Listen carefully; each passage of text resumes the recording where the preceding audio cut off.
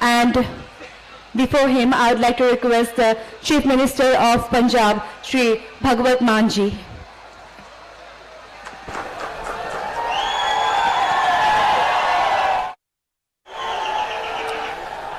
भारत माता की वंदे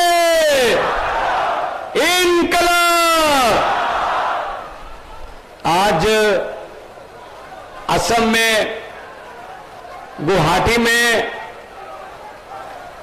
जगह जगह से देश को दुनिया का नंबर 1 देश ने की इच्छा लेकर पहुंचे हुए आम आदमी पार्टी की रीढ़ की हड्डी कार्यकर्ता पदाधिकारी, नॉर्थ ईस्ट की हमारी पूरी टीम, असम की टीम, त्रिपुरा की टीम, अरुणाचल प्रदेश की, मिजोरम की टीम,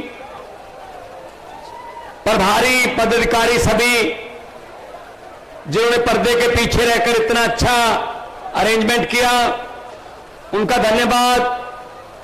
और सबसे ज्यादा मैं धन्यवाद करता हूं उस शख्सियत का जिन्होंने हमें यहां इकट्ठे होने की एक वजह दी, जिन्होंने पूरे देश की राजनीति को एक नई दिशा और दशा देने का अहद लिया है, जिन्होंने भ्रष्टाचारियों को बहुत ही सख्ते में डाल रखा है और जिनकी कही हुई बात को घर घर अखबार में, टीवी पर सुना जाता है, और जिनकी एक पार्टी जो दिल्ली से चली थी आज पूरे देश में फैल रही है क्रांति, उस क्रांति के कन्वीनर श्री अरविंद केजरीवाल जी, जो कि मुख्यमंत्री हैं दिल्ली के और आम आदमी पार्टी के नेशनल कन्वीनर हैं हमारे।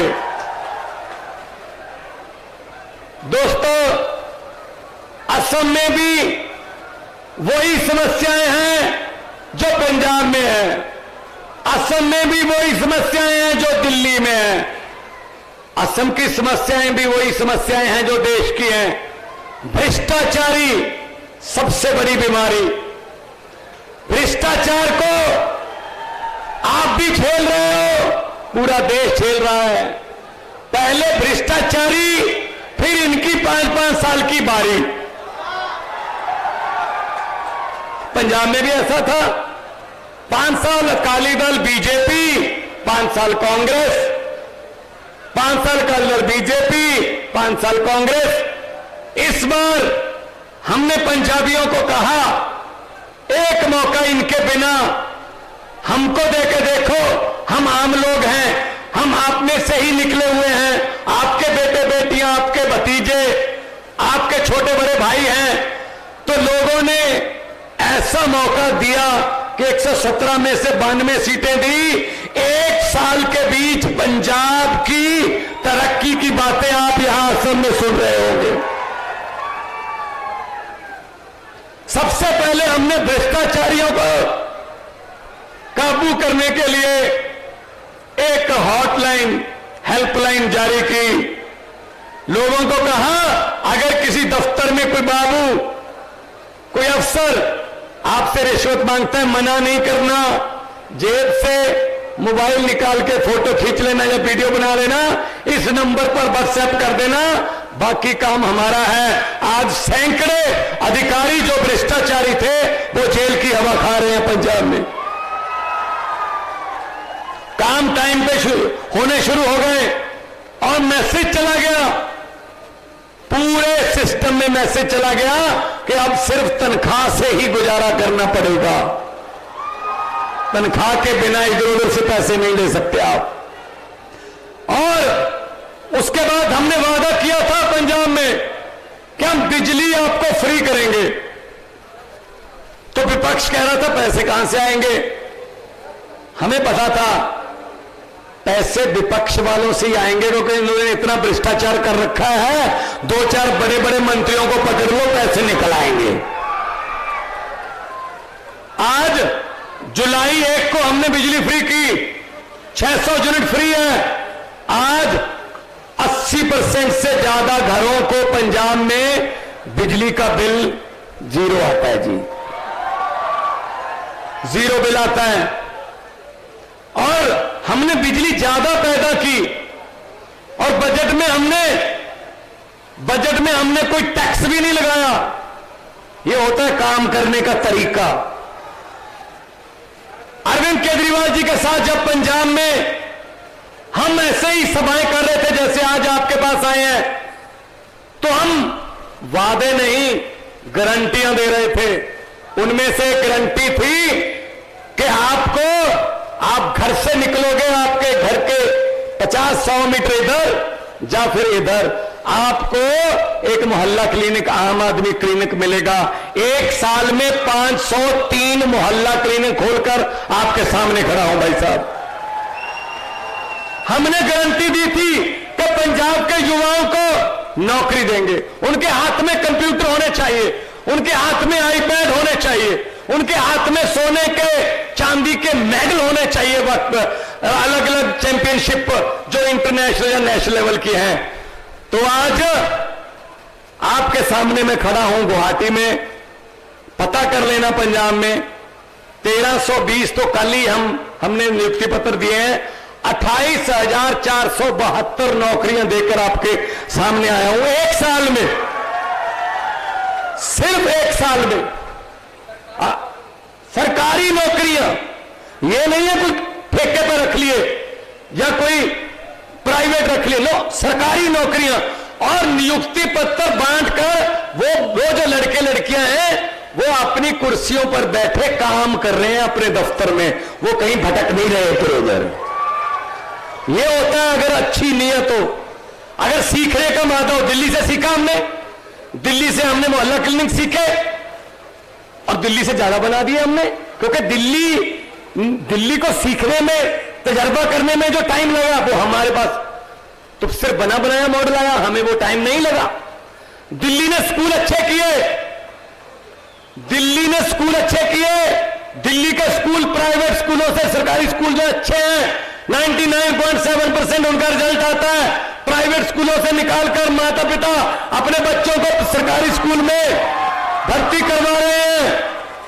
और जब ट्रंप की पत्नी ने कहा मोदी जी से मैंने दिल्ली के सरकारी स्कूल देखने हैं, तो मोदी जी ने पहले तो मनाया कि मत जिद करो, वो कहते नहीं मैं तो देखने हैं। अब मोदी जी को ये पता था, उस समय एमसीडी उनके पास होती थी कि अगर हमारे वाले दिखाए तो बेइज्जती हो जाएगी। फिर अरविंद केजरीवाल जी को फोन किया, एक सर तो हमने सोचा कोई बात नहीं, देश की इज्जत का सवाल चाबी दे देते हैं, दिखाना तो हमारे वाले ही पड़ा ना। फिर और चाबी लेकर ऑर्डर जारी कर दिया, यहां केजरीवाल नहीं आ सकता।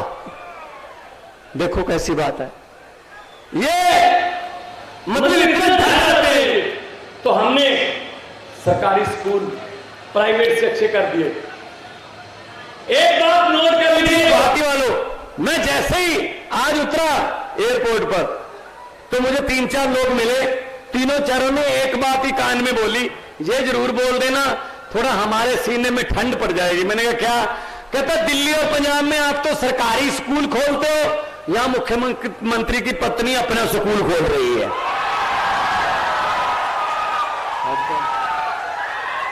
हद है। और फीस उसकी बहुत महंगी है। अगर भाई साहब अगर स्टेट को चलाने वाले खुद स्कूल खोलेंगे तो फिर सरकारी स्कूलों का क्या हाल होगा ये बताओ। वो क्यों चाहेंगे कि सरकारी स्कूल अच्छे हो जाएं? वो तो फिर उनके स्कूलों को कंपटीशन देने लगेंगे। जिस देश का राजा व्यापारी, उस देश की जनता भिखारी। इस नारे पे चल रही है ये गवर्नमेंट। उधर भी देख लो, ऊपर देख लो, व्यापारियों से दोस्ती है, व्यापारियों से दोस्ती है। उनके बारे में कुछ नहीं बोलने देते, उनके बारे में जो मर्जी छप जाए दुनिया भर के अखबारों में, जो मर्जी अंकड़े पेश कर दें, कहते नहीं जी ये तो देश को बदनाम करने के लिए अखबार छाप रहे हैं। और कोई अच्छे काम कर रहा हो तो मोदी जी को किसी ने बता दिया दिल्ली के बच्चे तो, गरीब के बच्चे वो तो पढ़ के डॉक्टर बन रहे हैं जी, वकील बन रहे हैं, दिल्ली के सरकारी स्कूलों के रिक्शे वालों के, झुग्गी झोपड़ी वालों के बच्चे, जिनके किसी का माँ बाप ऐसे ओवरब्रिज के नीचे काम करते हैं, कोई प्रेस करता है, कोई साइकिल का पंक्चर लगाता है, उनके बच्चे तो नीट क्लियर कर रहे हैं जी। उनके बच्चे तो बड़े बड़े अहदों पर तैनात हो रहे, नौकरियां मिल रही हैं। और ये तो जी फिर बड़ा पंगा हो जाएगा। वो तो गरीबी, अपने अपने घरों की गरीबी वो हटा देंगे, और गरीबी हटा दी वो सोचकर वोट डालने लगेंगे, और सोचकर वोट डालने लगे लोग तो इनको कोई वोट नहीं डालेगा बीजेपी कांग्रेस को। तो उन्होंने कहा इसका क्या हल है, तो किसी ने बोल दिया जी मनीष सिसोदिया को उठा के जेल में फेंक दो। मनीष सिसोदिया जिसने स्कूल बनाए उसको जेल में फेंक दिया। फिर किसी ने कहा जी दिल्ली के सरकारी अस्पताल तो बहुत ही अच्छे हैं, पैरासीटामोल से लेकर 40-50 लाख रुपए के टेस्ट भी फ्री होते हैं जी। दिल्ली के लोग तो बहुत ही गुणगान कर रहे हैं आम आदमी पार्टी का, अरविंद केजरीवाल का। तो साहब ने पूछा क्या हल है, कहते जी सतिंदर जैन को उठा के जेल में फेंक दो।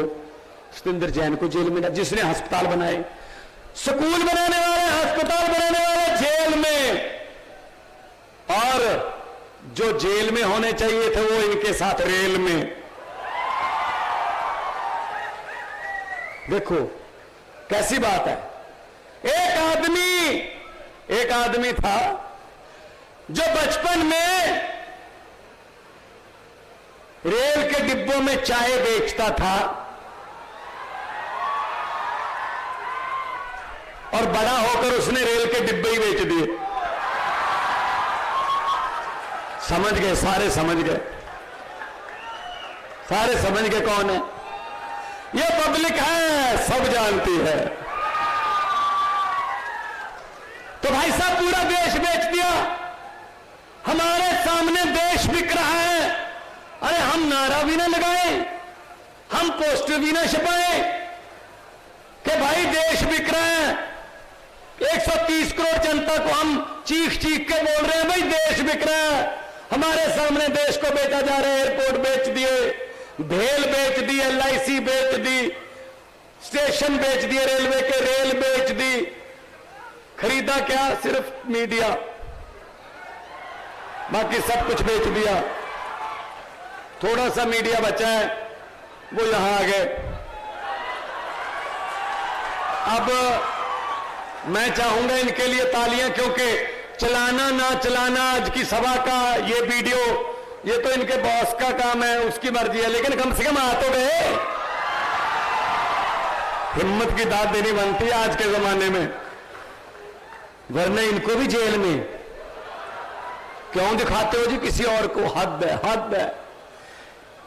इससे पहले भी बड़े आए थे जो हंकार करते थे मैं ही हूं, मैं ही हूं। ये पब्लिक है। लोग जब चाहे आदमी अर्श पर और हंकार करने लगे, लोग जब चाहे आदमी फर्श पर, जब मर्जी। पहले बड़े आए थे। मैं इन भ्रष्टाचारियों को कहना चाहता हूं, आप भी बोल देना उनको। भगवंत मान गुवाहाटी में आया था और यह बोल के गया था भ्रष्टाचारियों के लिए कि जितने मर्जी इकट्ठे कर लो पैसे, हीरे, मोती, मगर ख्याल इतना रहे कफन पे जेब नहीं होती। सब कुछ यही रह जाता है, कोई साथ में लेके नहीं जाता। गरीबों की बद्दुआ मत लो। सरकारें बनती हैं लोगों की जिंदगी का स्तर ऊपर उठाने के लिए, सरकारें लोगों को लूटने के लिए नहीं बनती। तो मैं आज आपके पास ये संदेश लेके आया हूं कि पंजाब में 117 में से 92 सीटें दी। एक साल में हमने जो काम किए, ये बीजेपी कांग्रेस वहां पर पिछले 1966 में पंजाब बना था, 66 से लेकर वो काम नहीं कर पाए जो हम कर रहे हैं। उनमें से कुछ काम तो ऐसे हैं जिसकी गारंटियां भी हमने नहीं दी थी, लेकिन हमने कर दिए। हमने कहा जो काम पब्लिक के हित में है उसको करो, उसको करते हैं हम। तो इसलिए मैं कहना चाहता हूं कि इनसे बचिए। ये भारतीय जुमला पार्टी, वो आएंगे अभी आपके पास, अभी थोड़ा टाइम है, अभी जुमले बन रहे हैं, अभी जुमलों को टेस्ट किया जा रहा है कि कौन सा जुमला कौन सी बिरादरी को भड़काने के लिए अच्छा रहेगा, कौन से जुमले से ज्यादा दंगे हो सकते हैं, कौन सा जुमला बोलकर कौन सी बिरादरी भड़केगी, कौन सी बिरादरी हमारे साथ आ जाएगी। अभी जुमलों का टेस्ट चल रहा है। बचिए, बचिए देश तोड़ने वालों से, क्योंकि लंबे सफर को मीलों में मत बांटिए, कौम को कबीलों में मत बांटिए। एक बहता दरिया है मेरा भारत देश, इसको नदियों और झीलों में मत बांटिए। गुलदस्ते में हर किस्म का फूल होना चाहिए, और गुलदस्ता ही हर किस्म के फूलों से बनता है। एक ही किस्म के फूलों को गुलदस्ता नहीं कहते भाई साहब। हर फूल की अपनी सौगंध, हर फूल की अपनी जो है अपना रंग। असम का कल्चर अलग से कल्चर है, पंजाब का कल्चर अलग का कल्चर है, तमिलनाडु का कल्चर, बंगाल का कल्चर, महाराष्ट्र का, गुजरात का अपना अपना कल्चर है, अपनी अपनी बोली है।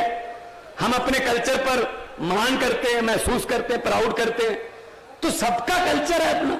लेकिन ये नहीं चाहते, ये चाहते हैं बस हम ही हम हो, हम ही हम हो। ऐसा नहीं चलेगा, ऐसा चलेगा भी नहीं कभी। तो मैं आपको ये बोलने के लिए आया हूं कि इनसे बचना। ये नफरत की राजनीति करते हैं। हम स्कूलों की बात करते हैं, हम अस्पतालों की बात करते हैं, बिजली की बात करते हैं, इंफ्रास्ट्रक्चर की बात करते हैं। ये सिर्फ और सिर्फ आपको भड़काने की बात करते हैं, सिर्फ भड़काने की। खा गए सब कुछ, ये शहीदों के कफन बेचकर खा गए, और क्या छोड़ेंगे ये। हमारे देश के जवानी खा गए, किसानी खा गए, ये हमारे बच्चों की पढ़ाई खा गए, ये हमारे बुजुर्गों की दवाई खा गए। क्या रह गया? किसी नदिया के घाट पर अगर ये राजनीतिक लोग बस जाते, किसी नदिया के घाट पर अगर ये नेता लोग बस जाते, तो लोगों के प्यासे होंठ भी 2 बूंद पानी के लिए तरस जाते। गनीमत है, शुक्र है कि मौसम पर हुकूमत चल नहीं सकती, वरना सारे के सारे बादल भी इनके खेतों में ही बरस जाते। बादल भी अपने ही खेतों में बरसाते अगर मौसम पर हुकूमत चलती तो, लेकिन चल नहीं सकती वहां। तो आप लोगों के पास मौका आता है, आप बटन दबाकर आप बदलाव लेके आ सकते हो। कल मैंने पंजाब में एक टोल प्लाजा बंद कराया, वैसे 8 टोल प्लाजे हमने बंद करवा दिए। उनकी डेट जो है, एक्सपायरी डेट, वो तो 5-5, 6-6 साल हो गए थे उसको, 6-6 साल ज्यादा हो गए, फिर भी टोल ले रहे थे। 8वां कल मैं बंद करवाया। जब मैंने बटन दबाया तो वो खुल गया, पब्लिक के लिए फ्री कर दिया। तब मैंने ये कहा वहां पे पत्रकारों को मैंने कहा, ये बटन दबाकर मैंने एक दिन का 10,12,000 रुपया पंजाब के लोगों का एक टोल प्लाजे का, कल बंद किया है, 10,12,000 एक दिन का बचाया। मैंने कहा ये बटन मैं 4-5 दबाता हूं हर रोज। कभी किसी स्कूल का उद्घाटन होता है, कभी किसी सीवरेज के प्लांट का वो बटन दबा के वर्चुअल हम उद्घाटन करते हैं। वो बटन मैं कैसे दबा सकता हूं? वो बटन दबाने की शक्ति मेरे पास किसने दी है? वो बटन मैं इसलिए दबा रहा हूं क्योंकि पंजाब के लोगों ने पिछले साल मार्च में झाड़ू वाला बटन दबाया था। उन्होंने एक बार बटन दबाया, हम हर रोज 4-4 बार बटन दबाते हैं, तरक्की वाले बटन। इसलिए बटन बदल लो। पहले 2 ही बटन थे, तीसरे की तरफ देख ही नहीं सकते थे, अब तीसरा आ गया। ये कहते हैं डबल इंजन।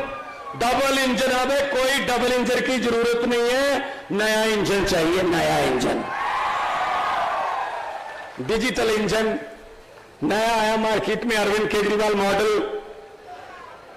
बहुत पोल्यूशन भी नहीं है, बिल्कुल भी करप्शन नहीं है, स्पीड से दौड़ता है, एवरेज बड़ी अच्छी है, और पटड़ी पे ही चलता है, पटड़ी से इधर उधर नहीं भटकता। सबसे बड़ी बात यह है। तो इनको परख लेना बस, 72 साल परख लिया, अब और क्या करेंगे? ये ऐसे ही रहेंगे। इधर वाला इधर चला गया, उधर वाला इधर चला गया, इधर वाले ने इधर छलांग लगा दी, उसने उधर छलांग लगा दी। हम देखते रहते हैं जी, हमें तो पता ही नहीं चलता कि किधर काम किधर चला गया। तो ये अगर मेरे पे कोई भ्रष्टाचार का कोई आ गया ना इल्जाम, तो कहते हैं इस पार्टी में चले जाओ, साफ हो जाओगे। वहां पता नहीं कौन सी वॉशिंग मशीन लगी हुई है, वो साफ कर देती है उनको, वो बाद में बिल्कुल सही हो जाता है।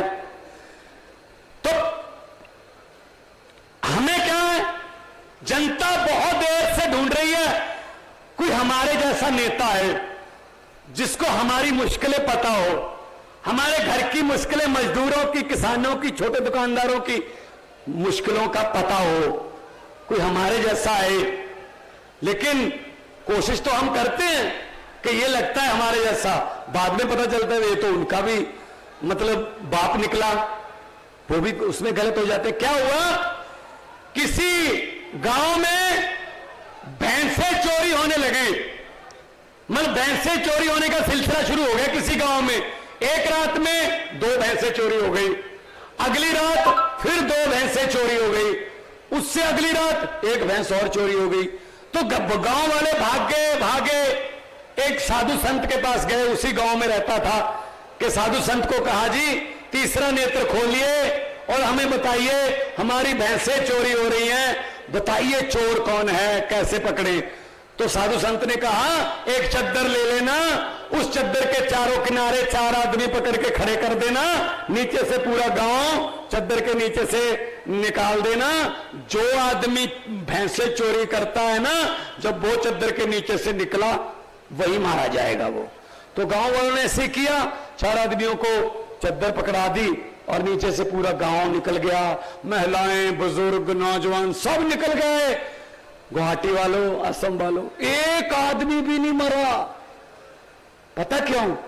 जो भैंसे चोरी करते थे उनको तो चद्दर पकड़ा रखी थी।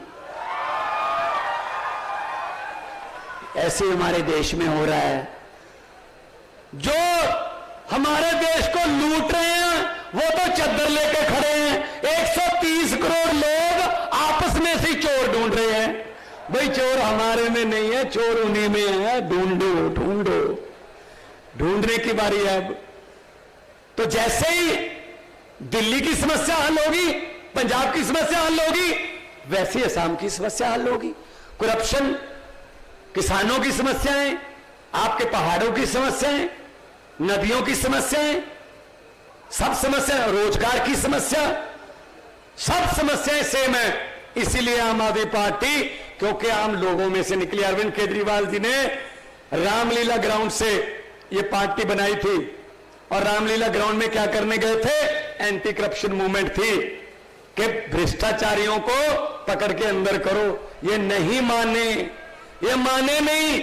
इनको ये लगता था, कांग्रेस और बीजेपी को, इनको ये लगता था ये कौन है, 15-20 आदमी आए हुए हैं, ऐसी बस बहुत बड़ा एनजीओ नहीं है इनका कोई, ये तो 15-20 आदमी चिल्ला रहे हैं, एंटी करप्शन मूवमेंट चला रहे हैं। मजाक करते थे। मजाक क्या करते थे बीजेपी और कांग्रेस वाले? ऐसे सड़कों पर बैठकर कानून नहीं बनते, चुनकर आइए, इलेक्शन लड़िए, चुनकर आइए, फिर कानून बनाइए। देखो भगवान का संयोग, कैसी विडंबना है। हम लोग सब लोग चुनकर आ गए, वो सड़क पर बैठे हैं, अब वो सड़क पर है। वरना वो बात मान लेते तभी ये पार्टी पैदा नहीं होनी थी। तो पार्टी है आम लोगों की। मेरी बात कर लेता हूं मैं एक टीचर का बेटा, आर्टिस्ट था मैं, आपने मुझे वहां देखा होगा लफ्टर चैलेंज में, पंजाबी में बहुत से काम किया। तो मैंने तो कभी सोचा ही नहीं था कि मैं राजनीति में आऊंगा। तो राजनीति में आने की प्रेरणा अरविंद जी से मिली कि उन्होंने अपनी अफसरी छोड़ दी, बहुत बड़े अफसर थे इनकम टैक्स के।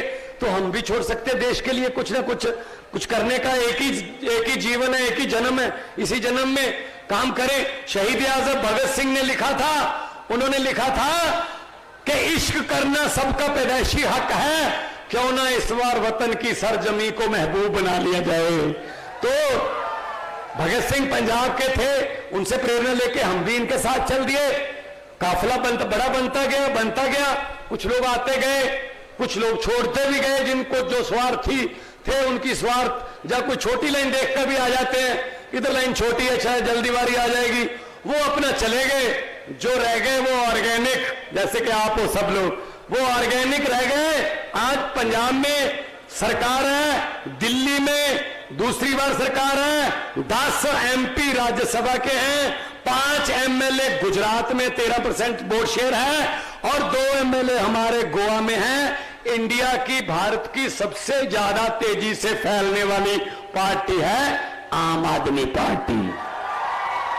और चुनाव चिन्ह भी बहुत अच्छा, चुनाव चिन्ह भी वही है जो सफाई करता है। और हम सफाई की बात करने आए हैं भाई। ये गंदगी, राजनीतिक गंदगी बहुत हो गई, इसकी सफाई कर दो। मुझे पत्रकारों ने पूछा कि आपने कैसे बीजेपी की आंधी को रोक लिया पंजाब में, दिल्ली में। मैंने कहा कौन सी, क्या? कहते हैं जो बीजेपी की आंधी थी उसको कैसे रोका आपने? मैंने कहा जी उनका चुनाव चिन्ह क्या है?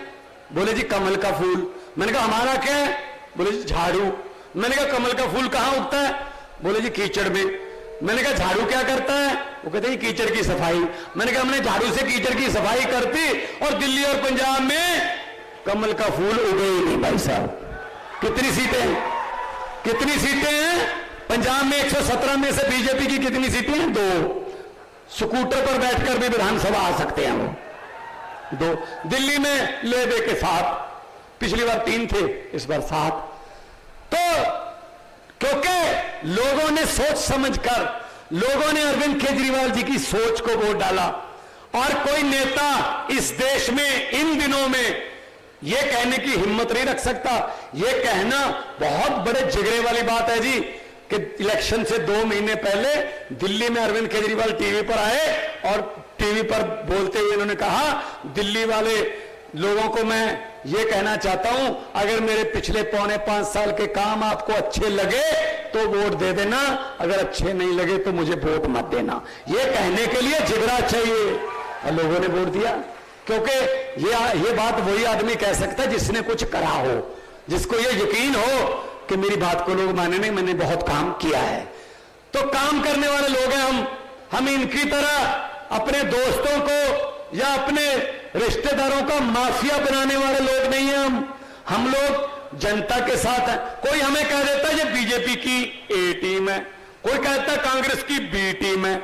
हम किसी की ए बी टीम नहीं है, हम तो जनता की टीम है, पब्लिक की टीम है, 130 करोड़ लोगों की टीम है।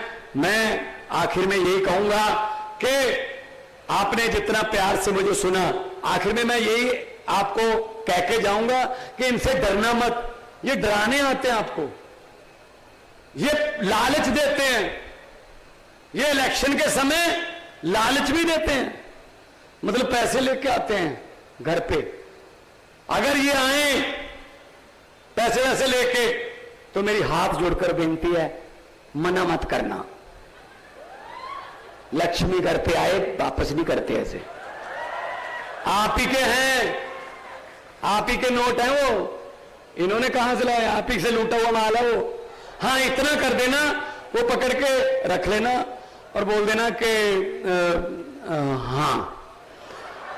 और जिस दिन वोटिंग हो उस दिन स्कूल में जाकर अच्छे से उस मशीन को देखकर झाड़ू वाला बटन दबाकर बोल देना कि हाँ। जो समझ गए वो ताली बजाओ, बाकियों को माफ है। बहुत ही समझदार इलाका है शर्मा जी, बहुत ही समझदार इलाका है, सारे समझ गए। भारत माता की। बहुत अच्छे। सो आपने इतना प्यार दिया, सत्कार दिया, इतने प्यार से सुना। मैं आपको यही कहना चाहता हूं, देखो हम लोग पहली बार आए हैं, अरविंद जी भी पहली बार आए हैं, लेकिन जितना प्यार आप दे रहे हैं हमारा दिल नहीं करता कि अभी जाएं, लेकिन दिल यही करता है यहीं रहें, लेकिन वो तो हो नहीं सकता, लेकिन जल्दी जल्दी मिलते रहें। अक्सर लोगों को कहते सुना है, अक्सर लोगों को कहते सुना है जिंदा रहे तो फिर मिलेंगे, लेकिन असम वालों इस पंजाबी दिल ने कहा है मिलते रहे तो जिंदा रहेंगे। बोले सो निहाल, इनकलाब, भारत माता की। बहुत बहुत धन्यवाद, आप लोगों ने इतने प्यार सत्कार से सुना। तंदुरुस्त रहिए, तरक्की करिए।